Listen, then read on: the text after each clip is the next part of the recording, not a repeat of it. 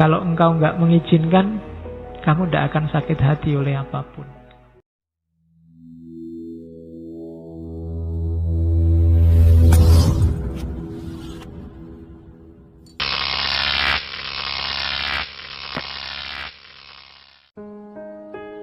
Yang pertama, manusia adalah binatang paling cerdas, tapi sekaligus paling tolol.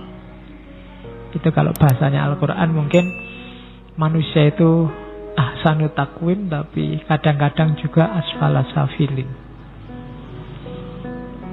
Jadi yang paling konyol di alam semesta ini manusia. Meskipun manusia juga sebenarnya yang paling cerdas.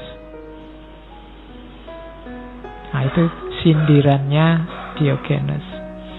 Yang kedua, kita punya 2 telinga dan 1 mulut, sehingga kita bisa mendengar lebih banyak dan bicara lebih sedikit, harusnya.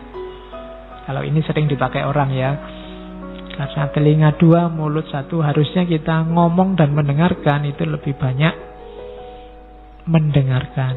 Kecuali pas ngaji ini, kalau pakai rumus ini, saya harus lebih banyak mendengarkan. Saya tidak jadi ngomong, akhirnya ngajinya tidak jadi.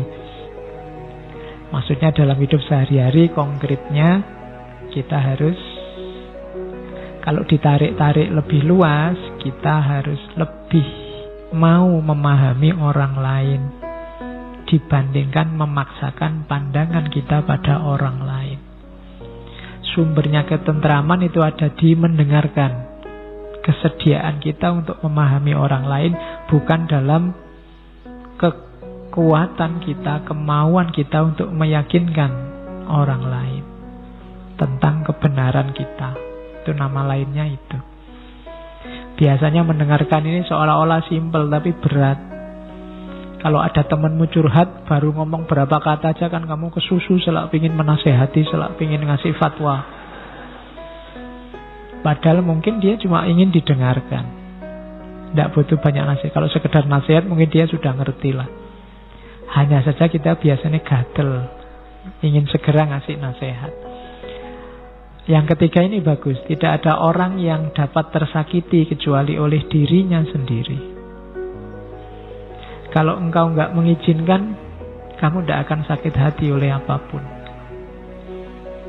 Yang membuat sakit itu dirimu sendiri. Pak, dia maki-maki saya. Iya, tapi kalau kamu tidak mengizinkan dirimu tersakiti oleh kata-kata makian itu, ya kamu tidak sakit.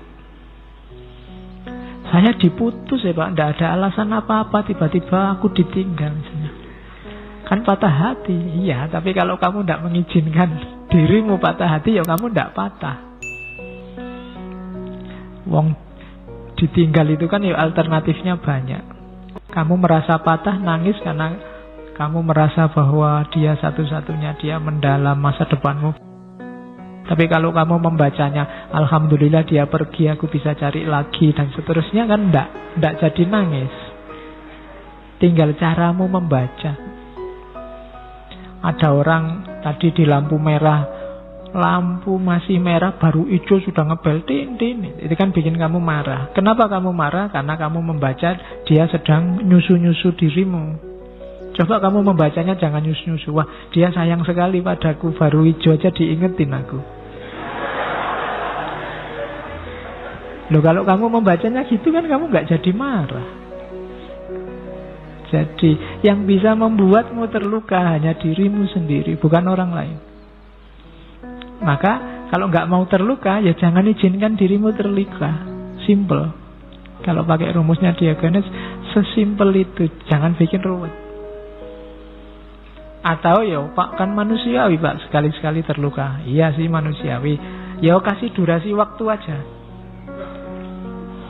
Wahai diriku, ku izinkan kamu mangkel, marah, kecewa, cuma waktunya sehari aja ya. Besok sudah ndak apa-apa. Dan itu pasti bisa. Patah hati, nangis-nangis bolehlah, tapi 2 hari aja, setelah itu ganti. Kan bisa. Kalau kamu mau. Cuma kadang-kadang kita ini kan suka berlarut-larut. Kalau sudah suka berlarut-larut. Kalau sudah benci berlarut-larut. Senang berlarut-larut, sakit diinget-inget terus. Nah, padahal katanya Diogenes enggak. Yang bisa menyakitimu hanya dirimu sendiri, bukan orang lain. Terus ini ada rumus unik. Biasanya kan orang kalau ingin benar, ingin lurus, belajar atau baca buku atau ikuti orang baik. Katanya Diogenes, enggak. Kalau engkau ingin selalu dalam kebaikan, pilih salah satu, punya sahabat yang baik atau punya musuh yang dalam. Pokoknya musuh yang serius. Kalau kamu punya sahabat yang baik, kamu akan diingatkan, kamu akan ditunjukkan jalan yang lurus. Atau kalau nggak punya sahabat, cari musuh. Musuh yang paling keras. Nah, dari musuh ini kamu akan tahu kelemahan-kelemahanmu. Maka kamu bisa memperbaiki diri. Yang susah itu kalau sahabat nggak punya, musuh nggak punya. Ya. Jadi rumusnya unik. Kalau kamu ingin selalu dalam kebenaran, lakukan, cari musuh yang baik atau sahabat yang baik. Yang kelima ini tidak enak. Filosof dan anjing, dua-duanya sama, melakukan yang terbaik tapi imbalannya paling sedikit. Filosof itu menyumbangkan banyak pikiran besar, gagasan-gagasan luar biasa pada dunia, tapi imbalannya tidak terlalu besar. Sama kayak anjing. Anjing itu setianya luar biasa sama tuannya, bantuannya banyak ya. Balasannya juga tidak besar. Maka katanya Sokrates, filosof dan anjing melakukan yang terbaik dan mendapatkan balasan yang paling sedikit. Kalimat terakhir itu bagus. Bukannya aku gila, hanya saja isi kepalaku berbeda dengan isi kepalamu. Wah, ini dasar orang gila Diogenes itu. Enggak, aku itu enggak gila, cuma isi kepala kita berbeda. Kalau kamu punya rumus ini, kamu tidak akan mudah kecewa dengan orang yang beda pandangan, beda perspektif, mungkin beda keyakinan dengan dirimu. Dasar orang sesat. Enggak, dia enggak sesat, cuma isi kepalanya berbeda. Jadi biar kamu enggak gampang nuduh orang lain. Yo, kenapa kok dia isi kepalanya begitu? Sejarahnya yang membentuk beda dengan sejarah terbentuknya isi kepala kita. Kita jadi semacam ini, itu sesuai sejarah kita. Dia jadi semacam itu sesuai sejarahnya. Maka bukannya aku gila, hanya saja isi kepalaku beda dengan isi kepalamu.